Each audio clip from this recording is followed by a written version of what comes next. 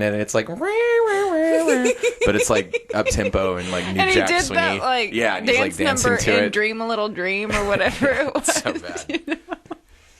We'll watch it later. It's Okay, really funny. You gotta be. Yeah. I gotta get an empowering song for my podcast. I just picture her writing that song like while she's driving and like drumming on her thighs. I don't know why. All I know is I know, yeah. Love will find a way. She came back from a shitty job interview that she didn't get. Yeah. She's like trying to hang on. Trying to give herself some motivation. Yeah. That's Sitting in a traffic. day in Desiree's life. You gotta keep sending out resumes. All I know is I know someone will hire me. Whoa. That ain't bad.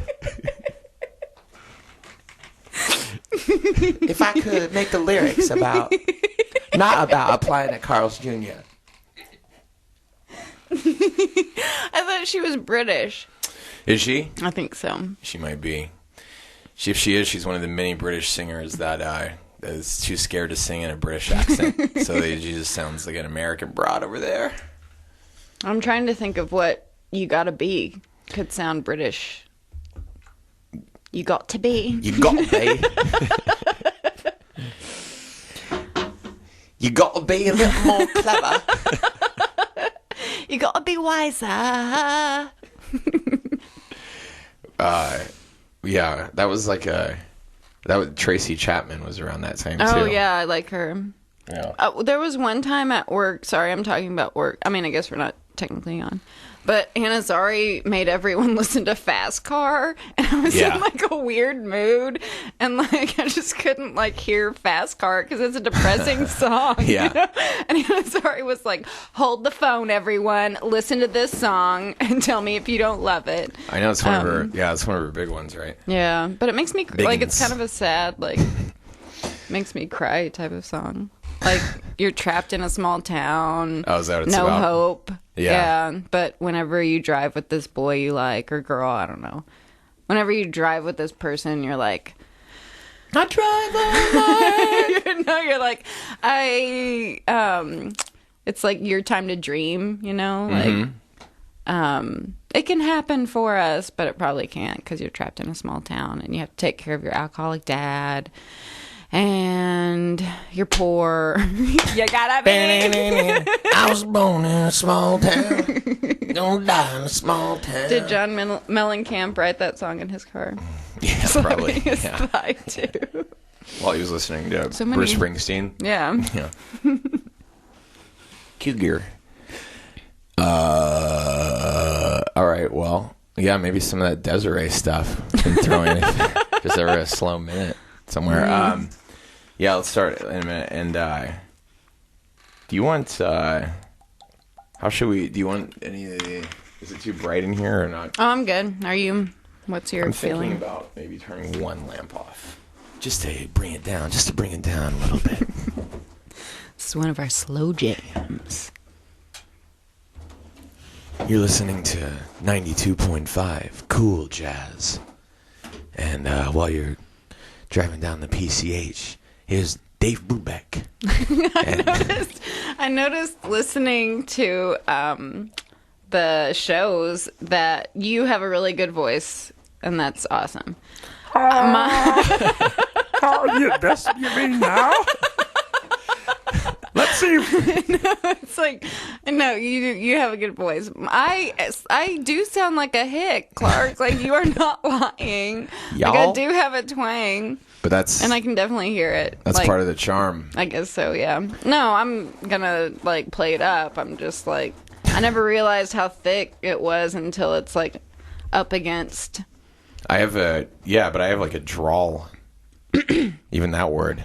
I drawl it drawl. out. Drawl it out. Draw, y'all. North Carolina. All right. Yeah, so we'll start. Let's just start talking about our day. I'll introduce the show. Okay. And then we'll... Da-da-da-da-da. Yeah. 5, 4, 3, 2, Big Kids episode... Well, it's tentatively episode... It's like 6 or something, or 5. All right. Hello, everyone. Welcome back to Big Kids. Hi. With Clark and Lauren Brown, Clark Watts. We're here talking like we usually do, just bullshitting about how we should be more grown up now and how we do silly shit all day long. And, work a job that's not fulfilling and and fail at love lives and be broke and stuff. Mm-hmm. Lauren goes to church. Yep. You're a Unitarian Universalist. Mm-hmm. And what is that exactly? Because today you had a big church activity. Yeah, well, it was a non-profit off of the church that I'm with. But Unitarian Universalism is like non-denominational. It's more about the journey and not the destination. Uh-huh. And it's very interfaith, so you can come as like a Catholic or a Buddhist or whatever you want. And leave a Unitarian. Yeah. So it's like Scientology, basically. No, because Scientology, you have to believe the same thing. Yeah. But you don't have to believe the same thing here. But they do let you come in and be another religion at the same time, I think. Scientology? Yeah. Oh. And with Unitarians, do you have to give money to people? You have to give that to every church. Yeah, but Unitarians don't like... they're not big on like converting people, which is why... Goat sacrifice? No goat sacrifices. Strike two for me. We have like these principles I won't get into because it's like boring and churchy. I mean, they're good principles. It's like love everyone and all that stuff. But the main thing is we like believe everyone has power within them. Yeah. So like it's not to preach our gospel. It's to like invite others to their self-empowerment. Like to make you realize that you have the power within. So it's basically like a Tony Robbins like box set. Yeah. The self-help thing as a church. Mm-hmm. Awesome. Now I'm back in. That's our founder, yeah. And then today, but you do like charitable stuff for the community, right? Yes. And you do some outreach. And today you guys took a group of kids up to what Griffith Park Observatory? We went to Griffith Park to the observatory. And I want to say... I wanted you to watch Earth Girls Are Easy because I thought... it's on my list of things. I know. And it's okay because I haven't been the best this week either. But it would totally match with the planets and the stars of the planetarium. So we could have talked about stars all episode. But now, these are okay. Hindsight. Poor kids, right? Yeah. Yeah. Including this poor kid, me. No, but these kids are like... they don't... they're kids that you're doing tutoring and stuff too, right? Yeah, so we tutor them. We do STEM outreach for them. Yeah. So we teach them math and science and technology and all that stuff so that they'll have an upper hand in the job market because they can't afford private schools. So right. But when the kids are like hiking up Griffith Park Mountain and then they see like all the rich houses, like do they take that as sort of like a backhanded kind of like, hey kids, look how good everyone's doing? No, they're so sweet and grateful. Like a lot of they're inner city kids, so they just see like concrete all the time. Yeah. So whenever we go to nature stuff, they're like, I love trees. It's just so like sweet and appreciative, and they're just little angels, and I love them. I love trees more than curb stomps. That's what I usually see outside. Exactly. So they just loved it. But I was hoping, because we do STEM outreach, so I was hoping for more of a science lesson today. And we can kind of stretch the nature hikes into science, but not really. I mean, you're just looking at pretty shit. I mean, like, sometimes they'll tell you what kind of lizard this is or what kind of leaf this is from this tree. And that's helpful and that's science-based. Who's they? God? No, we work with... Is this the church part of it? No. It's supposed to just be a nice hike and you guys sneak in the religious stuff. No, we partner with the Sierra Club, so the Sierra Club pays for... Any relation to Sierra Mist? There. No. They sponsored. The Sierra Club is like a nature-y organization. They make shoes for lesbians. Basically, yeah. Sierras. Yeah. Stylish. I feel like Desiree has a pair of Sierras. I could see her being a lesbian. Love will save the day. Right. You ever look up people like that on Wikipedia to see like what happened to them after? Every day. Yeah, that's kind of what I. That's actually what I did with my day too today. Yeah. I know Desiree. I have looked up. No, not recently. Have you? Oh. Yeah, but I don't remember. But I don't know why I bother remember. doing stuff like that because I never retain it. Yeah. She seems like she would have a good life after. Yeah. Yeah. But you know how like when you're like Desiree had the one hit right in 90 something. Yeah, you gotta be. You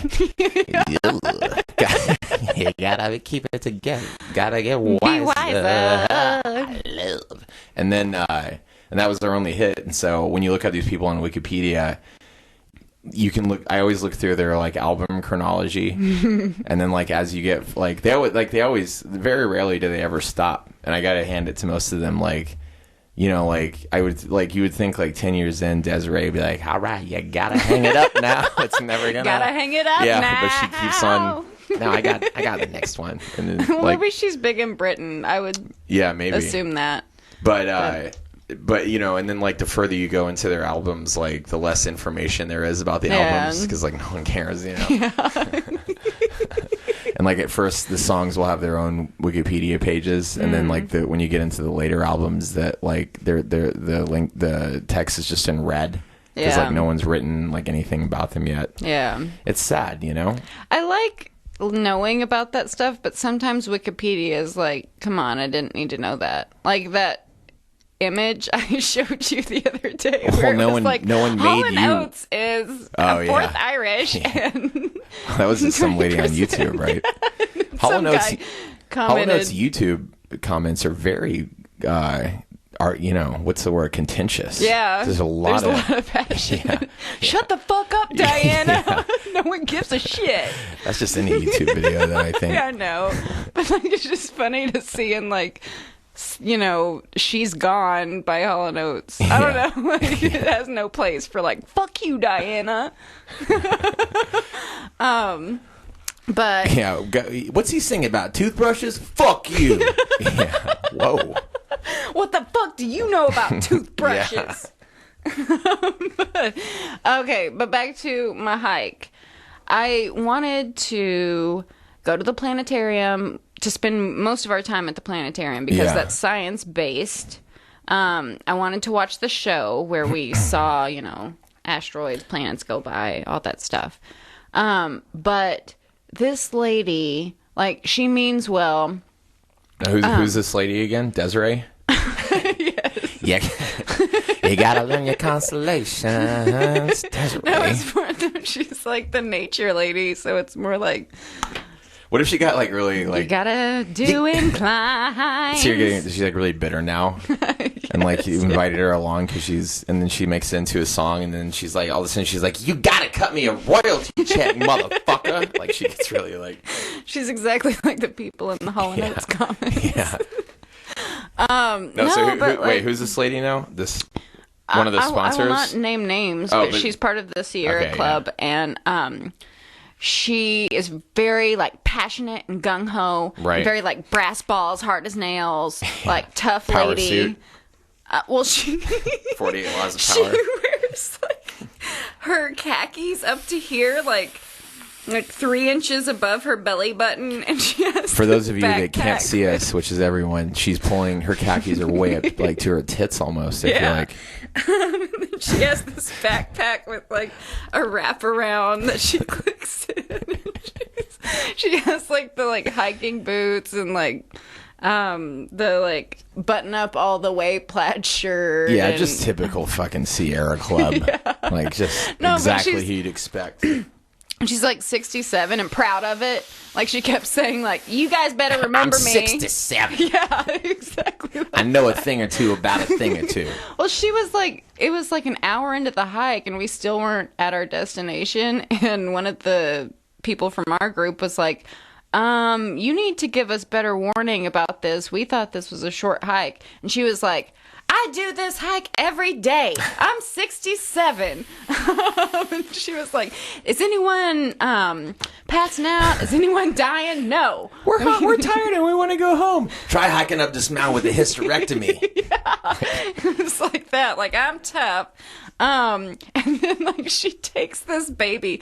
The whole reason that oh god, this is where it's gonna get like church creepy. It's like a baby sacrifice. No, she's not part of the church. Thank She's God. part of the Sierra Club, and we don't She takes this sacrifice baby and babies. slits its throat. It was just like that, like pride of being an elderly woman, you know. So she was like, and the kid was like trailing behind because it was just too long of a hike. Yeah. Everyone was tired. Kid torture. That was the Yeah, point. it was. So she was like, "This ain't no thing." And she like takes the kid, slings it on her hip, and starts walking up the mountain. And like the kid's kind of like, put me down. I mean, all in all, like the conjunction effort of the Sierra Club and the Unitarian Church is just it seems an odd approach to, you know, it's like these kids are like, we need new shoes for school, and then it's like you guys combat the poverty issue with extreme cardio for some reason. Like it doesn't. Like, I mean, I guess like, you know, they'll have more endorphins and maybe not be so sad, but I don't know. Well, it seriously was not supposed to be. Yeah. Well, it was not supposed to be that long. But learning about stars is important, and planets and that kind of stuff. And they can get high-paying jobs one day learning about that stuff. So, yeah, I was kind of disappointed because by the time we got to the planetarium, to the observatory, we were all kind of pooped. And so we didn't, like... We didn't get to see the show. We kind of walked through. We saw the Tesla coil, big whoop. And then we got out waiting for the bus, and the kids started playing tag, and that was a lot of fun. And we got our energy back. And the Taskmaster Sierra lady was just the whole time just sassy. She's sassy, and she's also a nervous Nelly. Like, well, once you put those khakis on, that's a power play. You know what I mean? You can't get away from that. It's like a real business sort of move. Yeah. I picture a spot of sweat slowly growing on like the crotchal area of her khakis throughout the hike. I didn't look at her crotchal area. Next time, maybe check, because I have a theory. Yeah, but breast balls woman. I got balls of steel.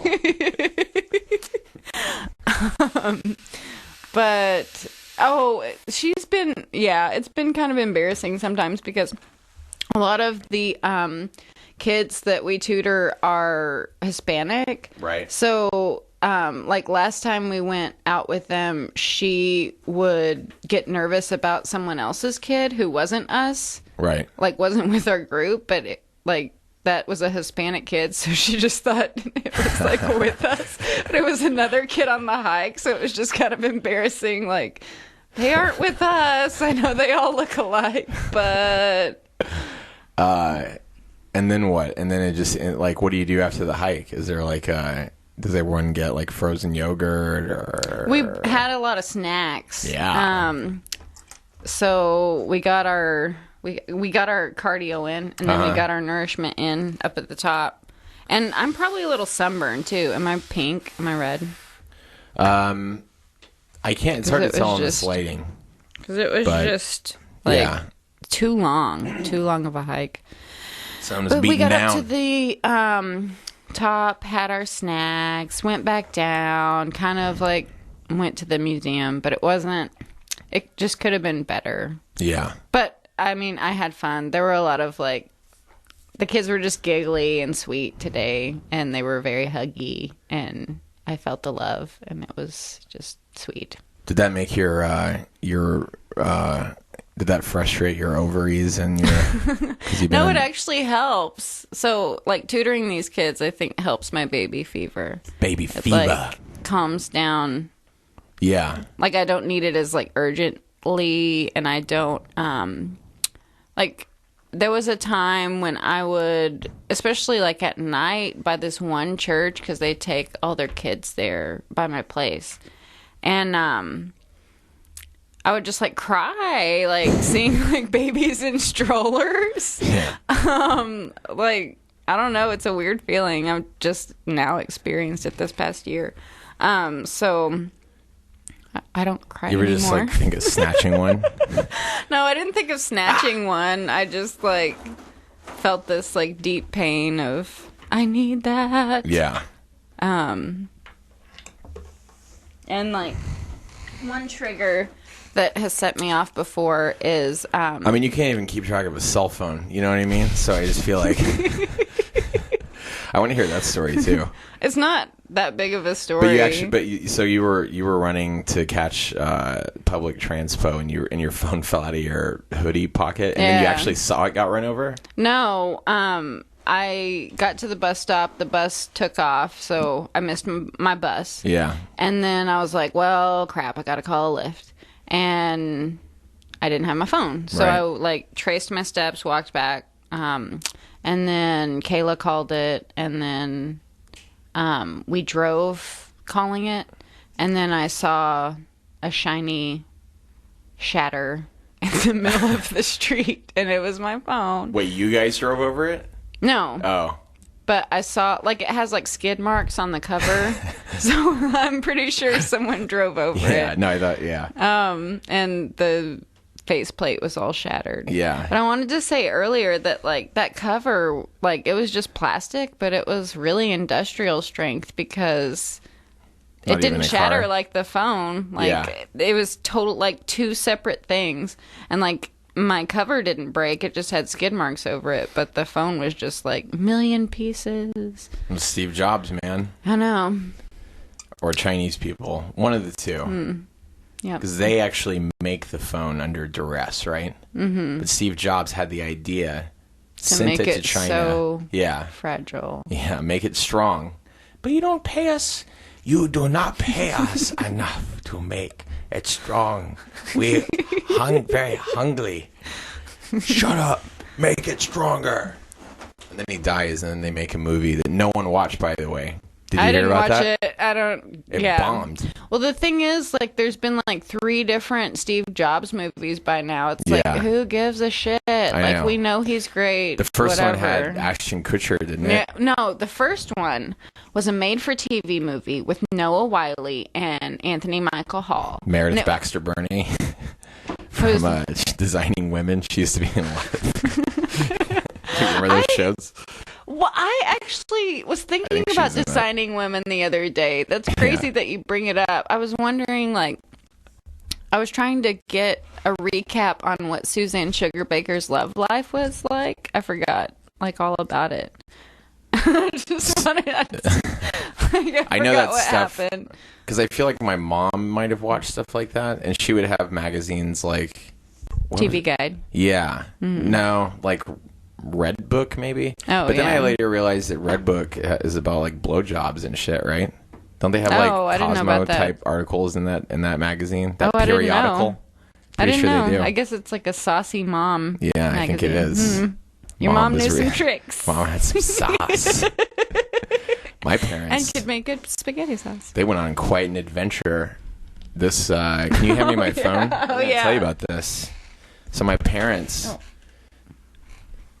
ironically enough, right? Or I think this would be irony. I'm not positive, but they give me a lot of shit for coming out to California to live because it's very expensive and not very economically sound. But they love this state because they love Jackson Browne and lots of awful music that came from here. She's gonna be somebody's baby. Tonight, doctor my eyes. Those are the songs I like to remind her of because my mom's the classic annoying fan of every Desiree probably has fans like this. They're someone's oh, I love Desiree is my favorite, and they're like, oh yeah, you gotta be, and then they're like, yeah, not that song. That song's just she just wrote that. That's a gimmick song. You gotta hear Yoga Don't Pants Stop, yeah. album that she recorded. I feel like Desiree. Don't Stop Believing of Desiree. Yeah, the lucky thing she had with that song with You Gotta Be is that it was tailor made for you know those cereals that are made for women's vaginas. I feel like you're walking in the cereal aisle. That's exactly what that song is. And there's always extra blueberries or something, and there's a caricature of a woman doing a yoga or whatever, and it's it's got clusters for vagina health. Cultures. Gotta get those acidophilus cultures in. Yeah. Those probiotics. You gotta do antioxidants. All I know is my pussy will find a way. I can't find this email. Hold on. Oh, I'll search casino because they went to a casino. I don't think I marked it. So my parents, yeah, here it is. I think. My parents went to see, this is how weird my family is.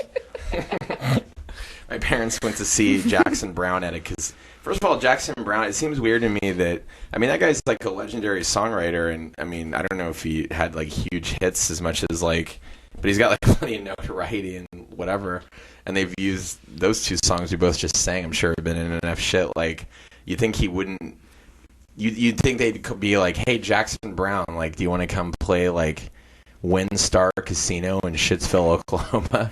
And he'd be like, no.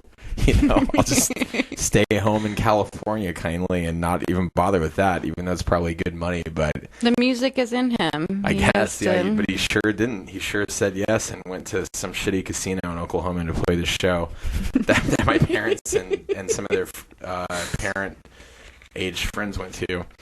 So my mom's kind of crazy, and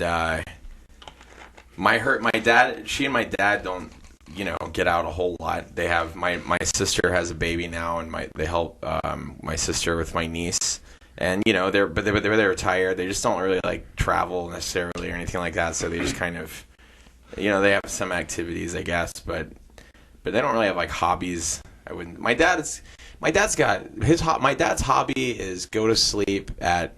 He has like farmer hours, but he's not a farmer, you know? Like he goes to sleep at like 8 p.m. and gets up at 4 a.m. to do this weird routine of like going to like Walmart to buy almond milk or something. And he's got he's got a big checklist of things that to you and me just seem silly, you know what I mean? But he's got to do them every day. And then my mom stays up late and watches like MSNBC and stuff. And she's very into that, into the cable. I think she has that on a lot. The cable sphere. Yeah. I should probably call home more often to see what they're doing, because I just realized that's just guesswork. No idea what they're doing right now or ever. Yeah, send some love their way. Unless they email me. They to tell worry me. about you. So they were going to this Jackson Browne concert. My mom's like freaking out, like they're going to like Chile or something to fucking, you know, do volcano research or whatever. So here's the email she sends. This evening, Dad and I are traveling 2 hours south on I-35 to WinStar Casino. First of all, brag much? Like, you know what I mean? I like the specifics. I wish I had money to do that. I like the specifics, too, of I-35. Yeah, just in case you get the call like someone's, like some highway patrolman's going to call me somehow and like Oklahoma or in California and be like, where do you know? And I'll be like, actually I do. They were traveling 2 hours. It's like coordinates. Due south. I sunk your battleship. All right, traveling 2 hours south on WinStar or on I-35 WinStar Casino with Mickey and Debbie to see Jackson Browne in concert. It's really informative. It wants to give you all the information. Yeah, it is so rare. Now, this is starting to editorialize. It is so rare that he and I travel together. Now that's already right there. That just sounds like that's just like a what would be the term for that? It sounds very Jane Austen-y to me. Like yeah, it's like it's about to be like a romance. She's writing you a letter that was delivered on a horse. Yeah. And I met a boy on the side of the road. It is a universal truth that when one sees Jackson Browne, one must. Now, your father, through 30 years of marriage, I have never once went outside of that marriage, but this boy, it's so rare that he and I travel together. So just a few words of what if. And what if's in quotes, and then there's an ellipses, like 4 periods that just trail off. So it's like a cliffhanger. You know what I mean? What if? What is she? I wonder what she thinks the reader is like thinking. Like, what if? Well, I don't know. What you go lose a bunch of money in a shitty slot machine? Jackson Browne doesn't show up. It sucks, or I don't know. There's a lot of what ifs, I guess. What if? Cliffhanger. What if we were to wreck/die tonight? period. Or anytime in the next couple of years. And that's the end of that paragraph, which is kind of weird. Doesn't make any sense. Like, there's no further thought. Just wanted to throw that out there if we were to wreck. See, and then I'm also wondering, why is a 2-hour trip to Windstar Casino on I-35 in Oklahoma, like, is there something about that journey? You've been to Oklahoma more recently than I have. Is there something about it? It's a shit storm. Yeah, that particular stretch. No, it's like any other Oklahoma drive. It's like flatlands, blue sky. I don't know, not blue skies, but nice people will help you if you. Yeah, I know. That's what I feel like too. Like even if they had broken down, some of you are like, "Well, hi, where y'all headed?" Yeah. Like no, I don't got a spare tire, but you can have one of mine.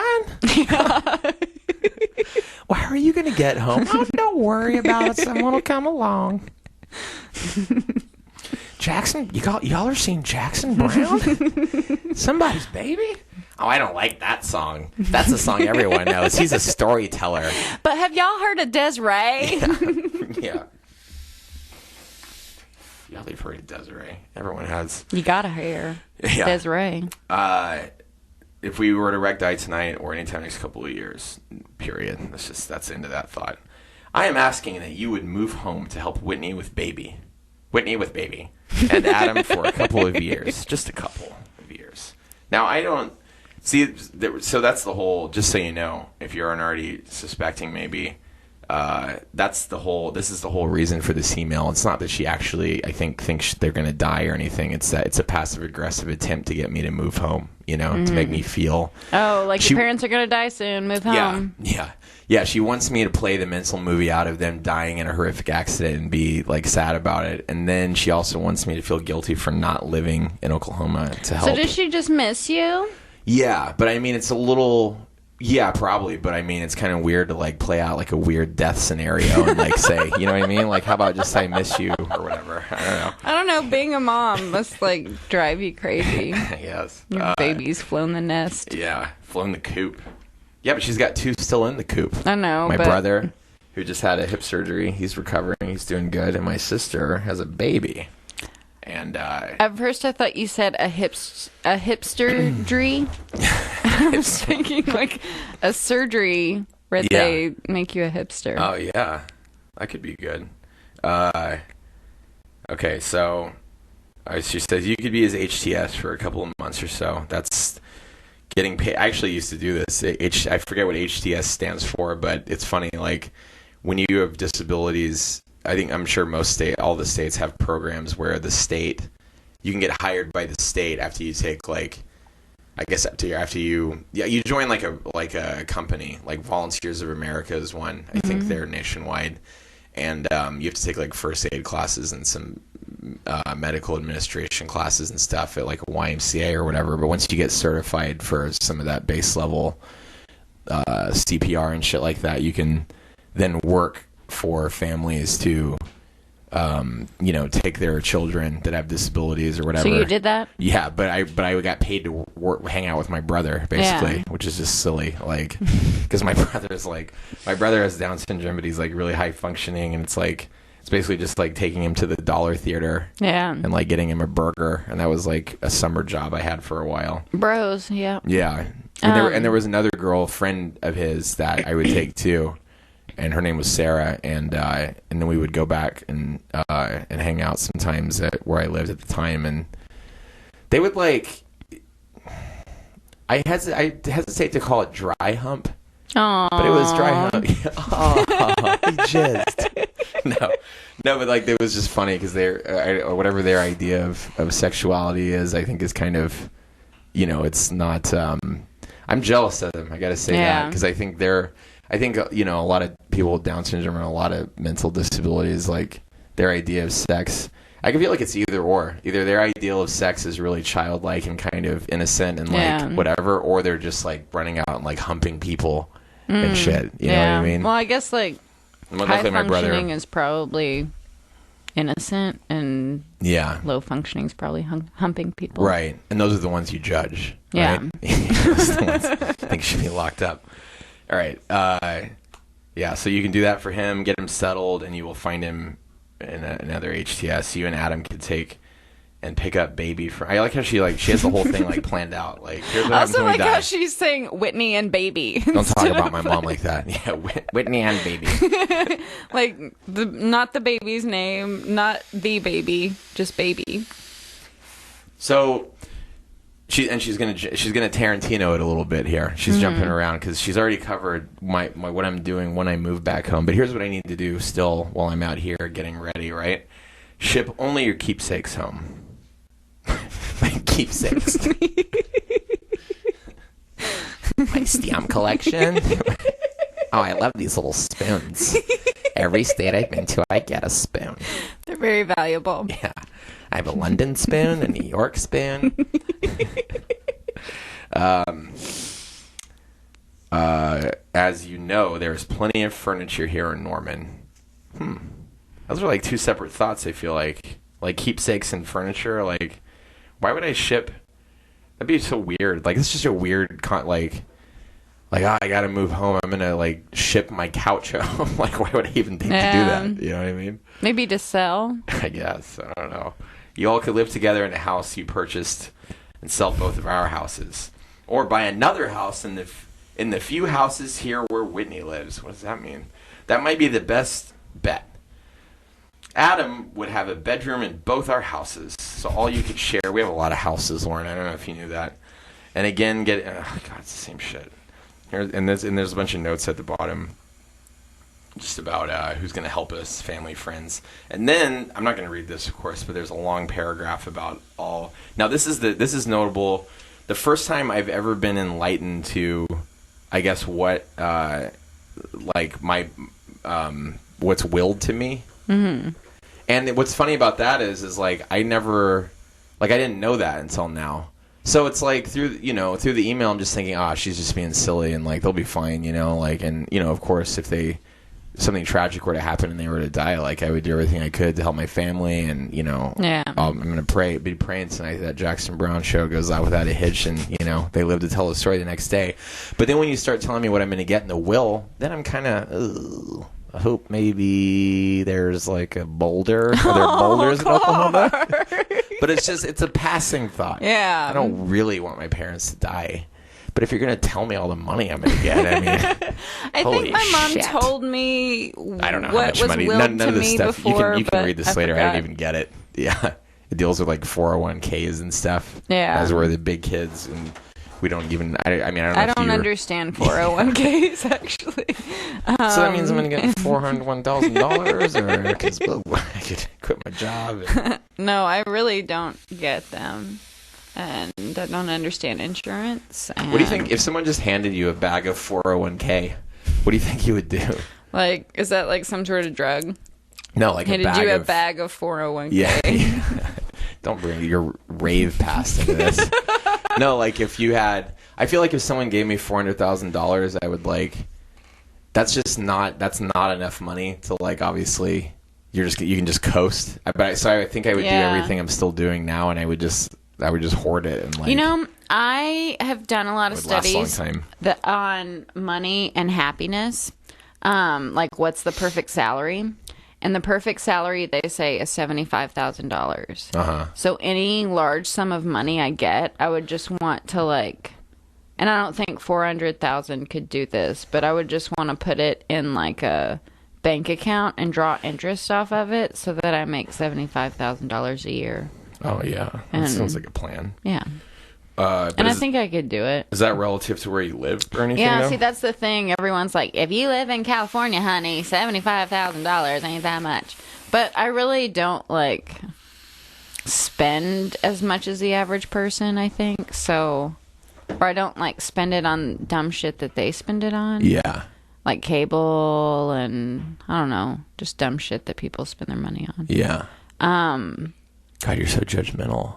Well, I spend it on dumb... Well, actually, after I said that, I was like, I do spend it on dumb shit, just not their dumb shit. Weird but I shit. think I could live off $75,000, even here.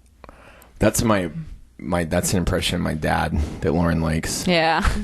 I used to, when I found my parents, now see, your parents seem a little bit more, they're like kind of creative and they probably get it a little bit more what you're doing out here, but it kind of goes over my parents' heads because they don't, they're much more sort of like, I don't know, responsible and like business minded and whatever.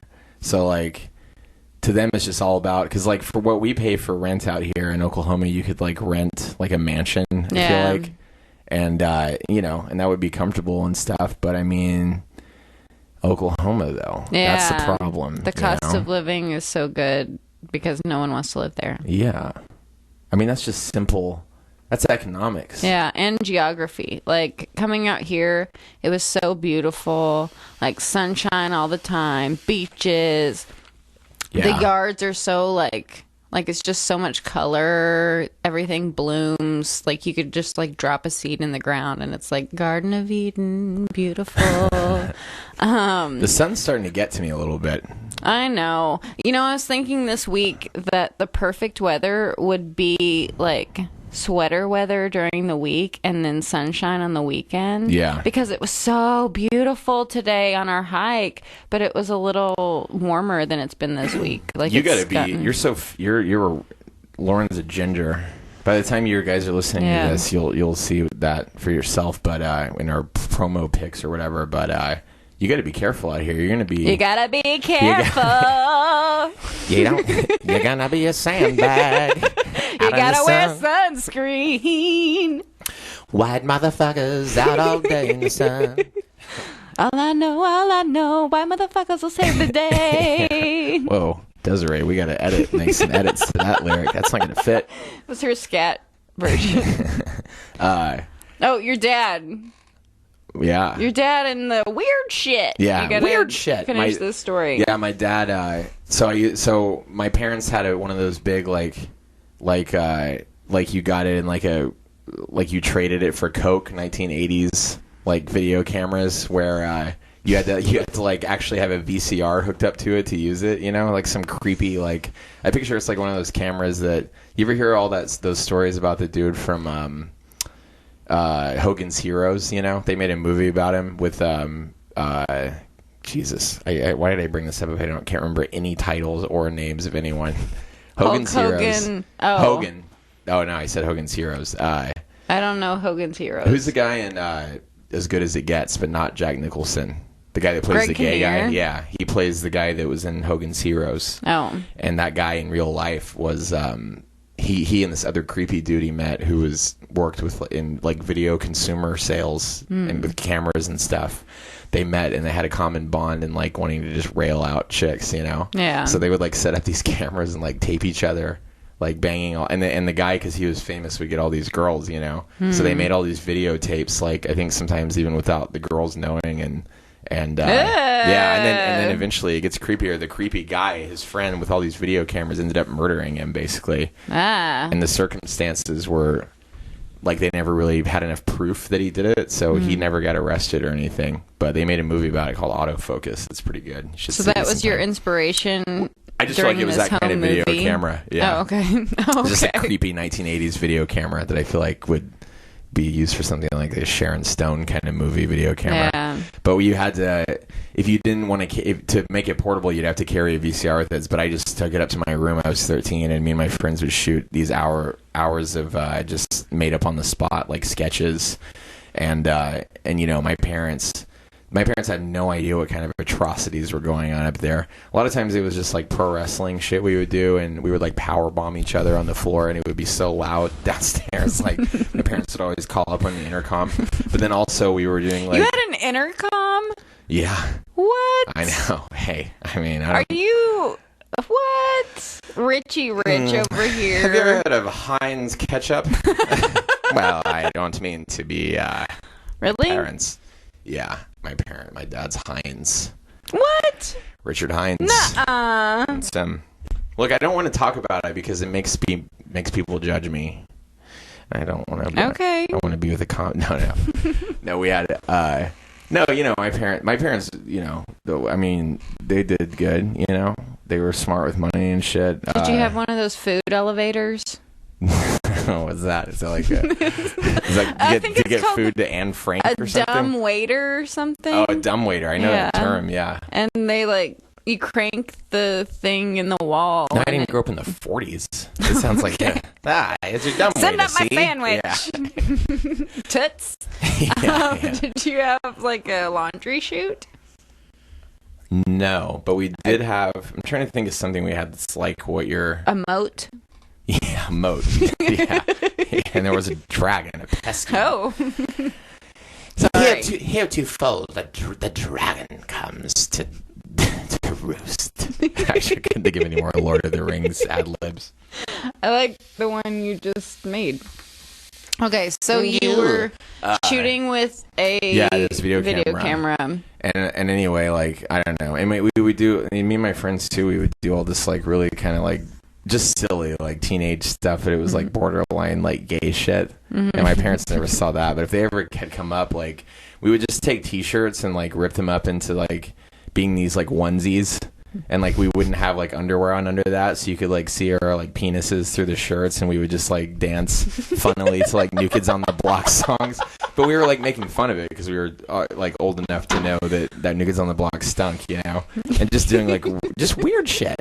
And that's where that phrase comes from. Is my dad one time came up and I had the camera rolling. I was by myself, thank God, not doing anything creepy like looking at my penis on the camera, which I think I did once. But anyway. No, one time I grabbed my boobies on the camera, and then I never found that video again. And I was like, I wonder if my dad found that video of me. Like, and it wasn't even in like a sexual way. It was just kind of like beep beep. Like, I don't know, little girl. You come in one day to your house and your dad has some weird loop of it just playing over and over. No, he ain't like that. Gross. Yeah. No, my parents actually, as nosy as my mom in particular was during my more formative years. I'm surprised they never did watch any of the tapes, but so they never came up. Like, maybe that's why they didn't come upstairs. My parents didn't watch the tapes because I think they were like, we get Lauren's weirdness on a daily basis. Yeah. Why would we watch this in our free time? Right. Yeah, my parents, that's probably what it was. They were just annoyed by me. And and that's why my dad came upstairs, because I was by myself, and I was like doing I had these like lights above the desk that was in my room where they were on like a track, and you could turn them around 360. So I turned them 180 to face the camera, and I was doing like this stadium light show in sync to some Queen song. I was like really obsessed with Queen at that time, which made my mom think I was gay, which she asked me awkwardly about all the time. When you were dancing in your ripped up shirts that showed your I wasn't doing junk. that though. I was just yeah. Hey, by 13, I already know. Oh, your medium junk. Yeah, it was probably actually still small, I bet. Now it's fucking huge. So you were doing a Queen light show. That made me think of something. I remember one time I was in like a teenage fight with my mom. Fuck you, Mom. Yeah. Or whatever. And I came outside. I was so mad that I was like, I think I was like taking a shower or about to take a shower. So I actually like came out like basically naked onto the staircase. Not like all the way out on the staircase, but enough where she could look up and see it, like yell at her. Like, oh, fuck you. I hate I want to get Macaulay Culkin divorced from you. And she saw my dick, you know? Yeah. And like, I think she said something hurtful right then. Aww. But she definitely brought it up later. I remember she was like, and I'm going to tell everyone that you have an unusually small penis. And she did. She told one time she got really mad and told everyone we knew. No. Really? Oh. No, she didn't. That's a weird thing to hold over your son. But then it did grow, I guess. Maybe I think I don't know if she's comparing it to I don't know what her reference. She doesn't have that many reference points, I feel like, either. So I don't know what that says about my dad, but but it grew. It's like I would say it's at least average size, maybe even. I think most guys are average, and that's why they call it average. There's some baby dicks out there. There's a lot of guys that have a complex about it, believe me. No, well, from experience, I've gotten good I feel reports. like they're all like the same. I mean, like they look different, but they're all like the same size, pretty much. Yeah. Anyway, I don't want to talk about dicks. Let's talk about you. I was still 13 then. I wasn't done grown yet. Still growing boy. Mm-hmm. I ate my beans. Ate my Van de Camps. Yeah, so my dad... So I was like doing this weird light show to a Queen song, and my dad came in, and he goes... So the camera was rolling, and he didn't know it was, and it was probably during some video shoot I was doing with my friends. We'd broken a bunch of pencils all over the floor or something. So he comes in and he goes, he's like, "What's all this?" It's like, "Every time I come up here, there's broken pens and pencils all over the floor." Like his voice got really high. You're always doing all this weird shit. God, why do you do so much weird shit? And I was so, like, you can see me. I knew the camera was rolling, but I had no, like, sense of humor about it at that point. Yeah. But you can see just how, like, I don't know why, Dad. I don't know why I do so much weird shit. Yeah. But I just feel like that's not abuse at all. No, my parents would. But then when my dad took the pencil and shoved it up my ass, that was probably a little. No, he didn't do that. But I just feel like that's like a weird. Like, if I ever have kids and they do weird shit, I just almost feel like, as long as the shit's not too weird, like, you might as well just kind of, like, let him do it, because isn't that, like, a weird... But, I mean, you do get annoyed, like, working with kids. Like, I do love them, and like I said, like, lots of giggles today, lots of love, they're sweet, sweet, sweet. But, like, some days are not as, like... Some days are good to hear a power bomb from upstairs. Well, some days they just annoy you. Like, they can be like out of control and like swinging from chandeliers, tapping your butt with pencils, giving you bunny ears, doing armpit farts, just doing like all this stuff. Yeah, weird shit. And so like, yeah, it can frustrate you, especially like if you're a grown up and you have to work a 40-hour-a-week job and maybe you drank the night before or something. But then when you like, the more you shut your kids down and like get on to them about weird shit and stuff and suppress everything they've ever wanted to do, that's when they start like, then they grow up and they like keep, they resent you.